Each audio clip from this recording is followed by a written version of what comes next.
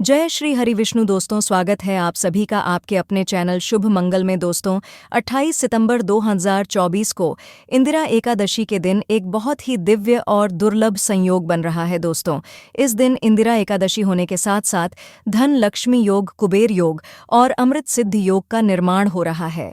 इसलिए ये दिन इच्छा पूर्ति के लिए बेहद ही खास माना जा रहा है।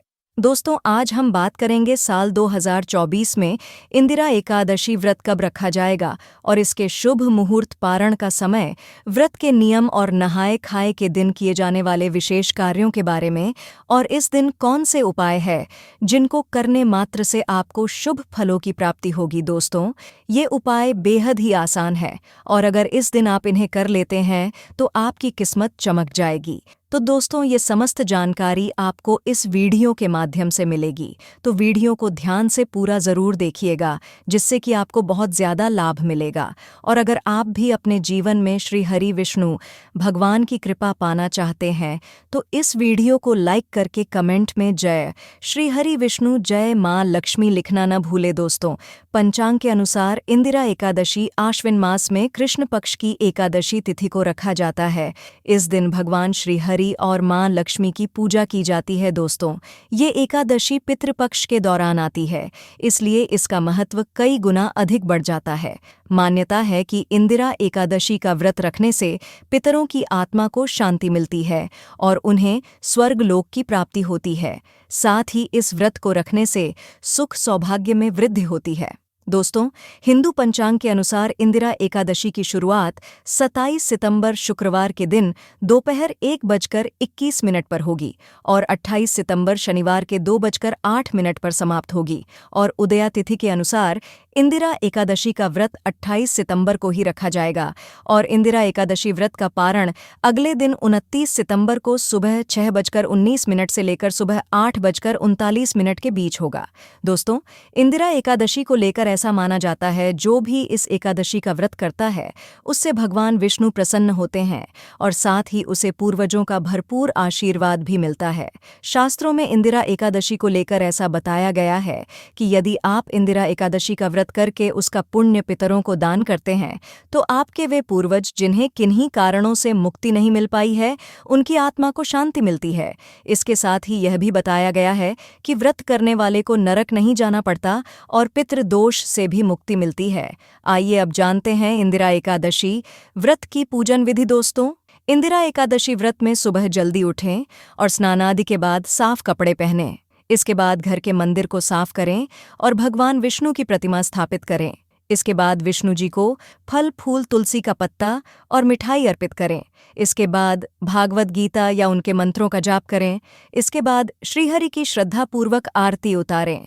मान्यता है कि एकादशी व्रत के दिन व्रती को तुलसी का पत्ता नहीं तोड़ना चाहिए और एकादशी व्रत में सात्विक भोजन बनाएं और ब्राह्मण को भोजन कराएं।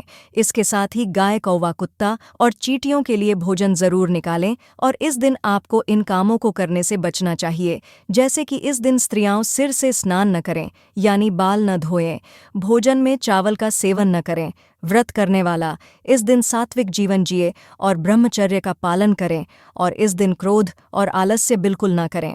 आइए दोस्तों अब जान लेते हैं इंदिरा एकादशी व्रत कथा। पौराणिक कथा के अनुसार धर्मराज युधिष्ठिर ने भगवान श्री कृष्ण से आश्विन मास की कृष्ण पक्ष की एकादशी के विषय में पूछा। तब भगवान श्री कृष्ण ने धर्मराज युधिष्ठिर से कहा, हे धर्मराज, आश्विन मास की कृष्ण पक्ष की एकादशी को इंदिरा एकादशी कहते हैं। इंदिरा एकादशी का व्रत सभी पापों का नाश करने वाला और पितरों को सद्गति प्रदान करने वाला है। इस व्रत को करने से अपने कर्मों के फलस्वरूप अधोगति को प्राप्त हुए तुम्हारे पूर्वज उससे मुक्त होकर सद्गति को प्राप्त करते हैं। फिर भगवान श्री कृष्ण ने धर्मराज युधिष्ठिर को इंदिरा एकादशी के व्रत की कथा सुनाते हुए कहा, हे धर्मराज, मैं आपको इंदिरा एकादशी के व्रत की कथा और महात्म्य सुनाता हूँ। इस व्रत को करने से राजा इंद्रसेन को स्वर्ग और उनके पूर्वजों को सद्गति प्राप्त हुई थी। अति प्राचीन समय में इंद्रसेन नाम का एक बहुत ही प्रतापी और धर्मपरायण राजा हुआ करता था। महिष्मति नाम के राज्य पर इंद्रसेन का राज्य था। इंद्रसेन के राज्य में चारों ओर सत्य और धर्म का पालन होता था। राजा अपनी प्रजा से बहुत प्रेम करता था, धर्म और न्यायपूर्वक अपनी प्रजा के हितों की रक्षा करता था। राजा इंद्रसेन भगवान विष्णु का बहुत बड़ा भक्त था। उनकी कृपा से राजा को सभी प्रकार के सुख प्राप्त थे। उसके पास धन धान्य की कोई कमी नहीं थी। उसके पुत्र पौत्र भी सुयोग्य थे। एक बार राजा इंद्रसेन की सभा में देवर्षि नारद आए। राजा इंद्रसेन ने देवर्षि नारद का हृदय से स्वागत सत्कार किया। देवर्षि नारद को उचित आसन देकर उनको सभा में बिठाया और उनके आने का प्रयोजन पूछा। तब देवर्षि नारद ने कहा, हे राजन, आप बहुत ही धर्मात्मा और न्यायप्रिय हैं। आप धर्म का पालन करने वाले हो। आप यहाँ पर सब प्रकार के सुखों का भोग कर रहे हो, परंतु आपके पिता यमलोक में दुखी हैं। एक बार मैं धर्मराज से भेंट करने यमलोक गया था, तब आपके पिता से भी भेंट हुई। उन्होंने ही मुझे आपके के पास यह संदेश पहुंचाने के लिए कहा था।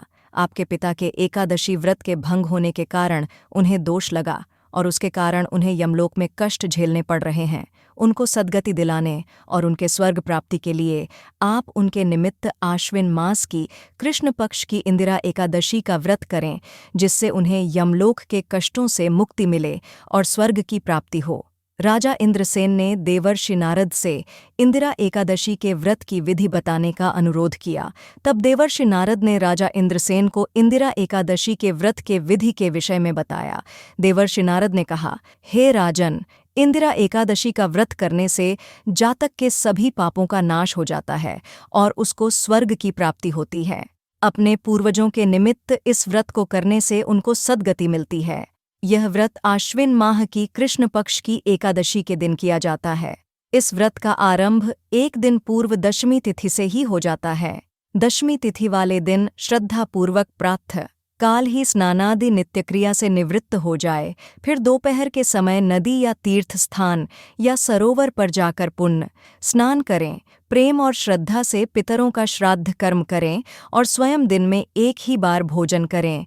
इसके पश्चात एकादशी के दिन भी प्रातःकाल उठकर स्नानादि नित्य क्रिया से निवृत्त होकर नियमानुसार श्रद्धा और भक्ति के साथ निराहार रहकर एकादशी के व्रत को करने का संकल्प करें। शालिग्राम जी की प्रतिमा का अभिषेक करके धूप दीप जलाकर उनकी पूजा करें, फल फूल चढ़ाए, उसके बाद नैवेद्य निवेदन करें। भगवान विष्णु का ध्यान करके शालिग्राम जी की प्रतिमा के समक्ष विधि विधान के साथ पितरों का श्राद्ध करें। ब्राह्मण को भोजन में फलाहार कराएं और दक्षिणा देकर संतुष्ट करें।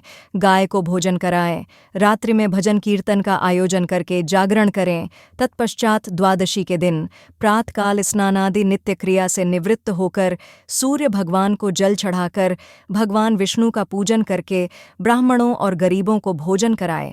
फिर मौन धारण करके अपने भाई बंधुओं और परिवार के साथ भोजन करें। यह व्रत पूर्ण श्रद्धा और भक्ति से साथ काम क्रोध और आलस्य का त्याग करके करने से आपके पिता को सद्गति अवश्य प्राप्त होगी।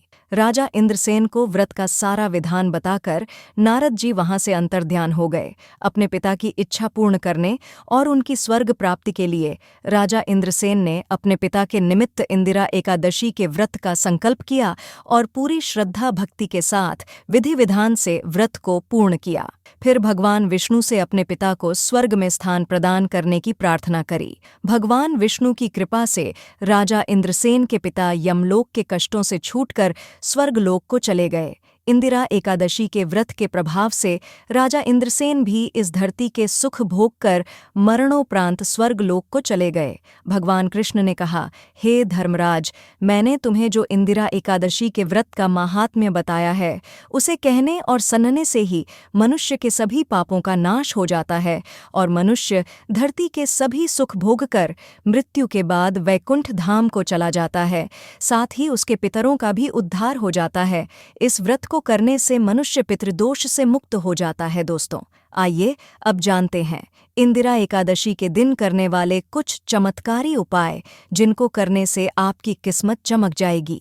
इंदिरा एकादशी के संबंध में धार्मिक मान्यता है कि इस दिन भगवान श्री विष्णु की आराधना करने से हर तरह की सुख समृद्धि प्राप्त होती है और सभी दुख दूर हो जाते हैं। हिंदू धर्म में इंदिरा एकादशी का विशेष महत्व बताया गया है। अतः इस दिन पूरे मन से व्रत रखकर पितरों के निमित्त तर्पण तथा ब्राह्मणों को भोजन कराने से सभी मनोकामना पूर्ण होती है। इंदिरा एकादशी का व्रत समस्त पापों से भी मुक्ति दिलाने वाला और जीवन की सभी परेशानियां दूर करने में महत्वपूर्ण माना गया है। अतः इस दिन व्रत अवश्य रखें। एकादशी के दिन सायंकाल के समय तुलसी के पौधे के सामने घी का दिया जलाकर ओम वासुदेवाय नमः मंत्र का जाप करें तथा 11 परिक्रमा करने से घर में सुख समृद्धि धन धान्य तथा सौभाग्य में वृद्धि होती है तथा परिवार में आ रहा संकट दूर होता है। इंदिरा एकादशी व्रत के दिन कथा पढ़ने और सुनने मात्र से मनुष्य सब पापों से छूट जाता है तथा सभी प्रकार के सुखों को प्राप्त कर बैकुंठ को प्राप्त होता है। आश्विन मास के पितृपक्ष में पड़ने इस एकादशी का व्रत रखने से पितृ प्रसन्न होते हैं और उन्हें मोक्ष प्राप्त होता है।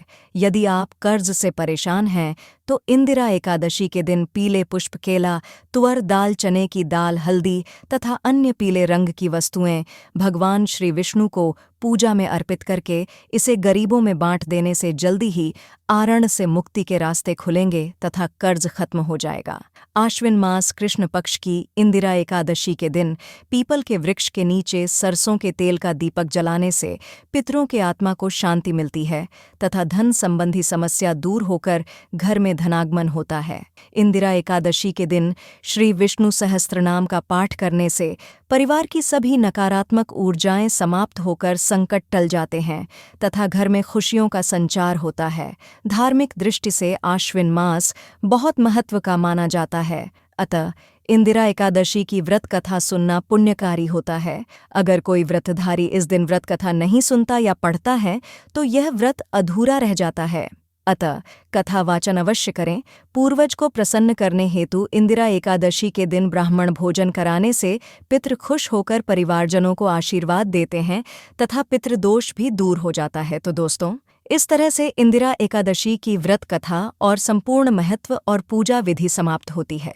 तो दोस्तों, आपको हमारी वीडियो कैसी लगी हमें कमेंट में ज़रूर बताइएगा। साथ ही वीडियो को लाइक करके चैनल को ज़रूर सब्सक्राइब कर ले। जय श्री हरि विष्णु।